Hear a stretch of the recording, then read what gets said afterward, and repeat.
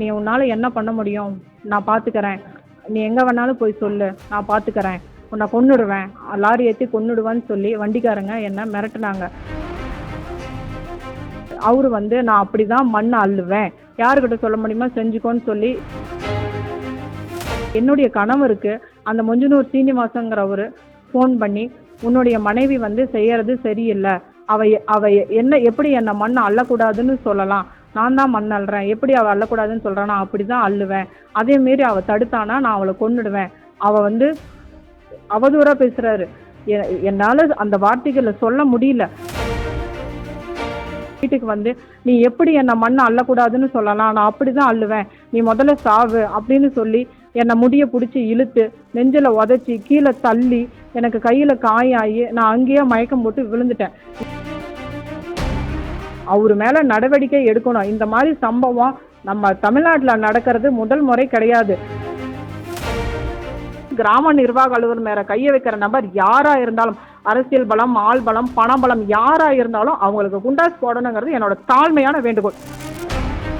முறைகேடாக மணல் அள்ளியதை தட்டி கேட்ட பெண் விஏஓ. வீடு புகுந்து தாக்கிய நபர் கைது செய்யப்பட்டுள்ளார். குண்டர் தடுப்பு சட்டத்தில் கைது செய்ய கோரி ஆட்சியர் அலுவலகத்தில் விஏஓவினர் தர்ணா போராட்டத்தில் ஈடுபட்டுள்ளனர்.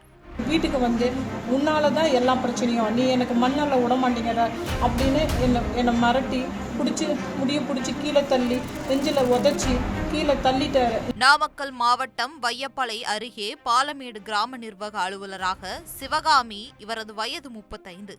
இவர் பணிபுரியும் பாலமேட்டில் உரிய அனுமதியின்றி கிராவல் மணல் அள்ளுவதாக வந்த தகவலின் அடிப்படையில் அங்கு சென்று விஏஓ சிவகாமி அதனை தட்டி கேட்டுள்ளார். இதனை அடுத்து பணிகளை முடித்த சிவகாமி சொந்த ஊரான மொஞ்சனூரில் உள்ள வீட்டிற்கு சென்று விட்டார். இந்த நிலையில் நேற்று இரவு சுமார் 8:30 மணிக்கு அதே பகுதியை சேர்ந்த சீனிவாசன் என்பவர் வீடு புகுந்து விஏஓ சிவகாமியை தகாத வார்த்தைகளை கூறியும் அவரை தாக்கியதாக கூறப்படுகிறது. இதில் காயமடைந்த சிவகாமி ராசிபுரம் அரசு மருத்துவமனையில் சிகிச்சை பெற்று வருகிறார். இதற்கிடையே சிவகாமியை தாக்கிய சீனிவாசனை எலச்சிபாளையம் போலீசார் கைது செய்துள்ளனர்.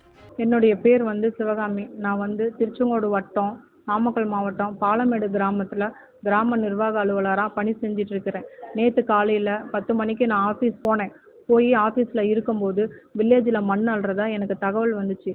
நான் ஃபீல்டுக்கு போய் மண் அள்ளுறவங்க கிட்ட நான் வந்து அனுமதி கொடுங்க, அனுமதி கொடுத்து மண் அள்ளுங்கன்னு சொல்லி நான் கேட்டேன். அப்படி நான் கேட்கும்போது அவங்க வந்து ஒரு சீட்டு காமிச்சாங்க, ஒரு ட்ரிப் சீட் காமிச்சாங்க. அந்த சீட்டில் பார்க்கும்போது அந்த சீட்டு வந்து என்னுடைய வட்டம் கிடையாது, என்னுடைய கிராமம் கிடையாது, வேறு கிராமத்தில் வச்சிருக்கிற சீட்டை காமிச்சாங்க.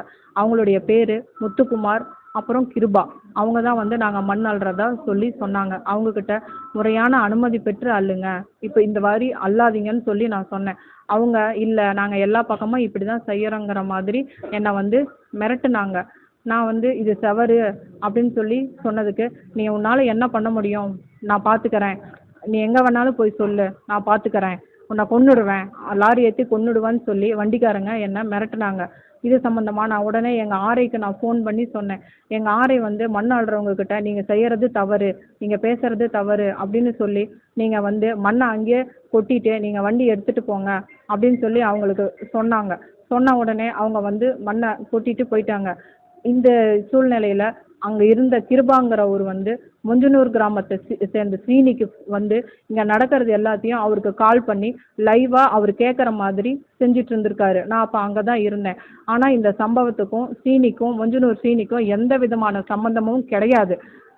இப்படி நடந்திருக்கு. அவரு வந்து நான் அப்படி தான் மண் அள்ளுவேன், உன்னால் என்ன செய்ய முடியுமோ செஞ்சுக்கோ, யாருக்கிட்ட சொல்ல முடியுமோ செஞ்சுக்கோன்னு சொல்லி என்னை வந்து அங்கேயே மிரட்டிட்டு இது சம்மந்தமாக நாங்கள் வந்து எங்கள் குறுவட்ட கிராம நிர்வாக அலுவலர் எல்லாருமே எங்கள் சங்கம் சார்பாக நாங்கள் வந்து வட்டாட்சியர்கிட்ட போய் இந்த மாதிரி சம்பவம் நடந்துச்சு அப்படின்னு சொல்லி நாங்கள் அவங்கக்கிட்ட சொல்லி நாங்கள் வந்து ரிப்போர்ட் பண்ணிவிட்டு நாங்கள் வந்துட்டோம்.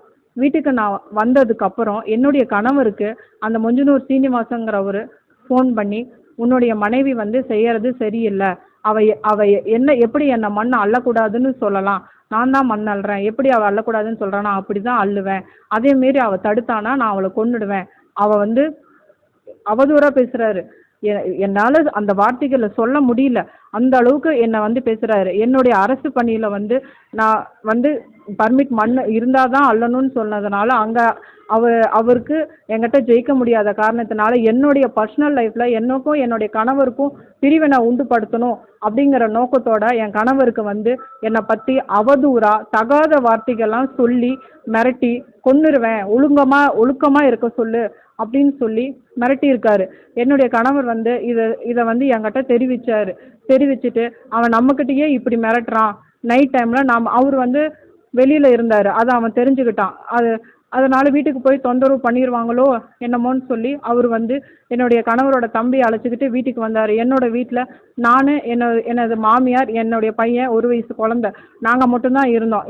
நல்லா அவன் தெரிஞ்சுக்கிட்டு வீட்டுக்கு வந்து நீ எப்படி என்னை மண்ணை அள்ளக்கூடாதுன்னு சொல்லலாம், நான் அப்படி தான் அள்ளுவேன், நீ முதல்ல சாவு அப்படின்னு சொல்லி என்னை முடியை பிடிச்சி இழுத்து நெஞ்சில் உதச்சி கீழே தள்ளி எனக்கு கையில் காயாகி நான் அங்கேயே மயக்கம் போட்டு விழுந்துட்டேன். இந்த சத்தம் கேட்டு அங்கே பக்கத்தில் இருக்கிறவங்க எல்லாம் வந்துட்டாங்க. என்னுடைய கணவர் எனக்கு இந்த மாதிரி ஆன உடனே அவர் வந்து என்னை அழைச்சிட்டு மருத்துவமனைக்கு வந்துட்டார்.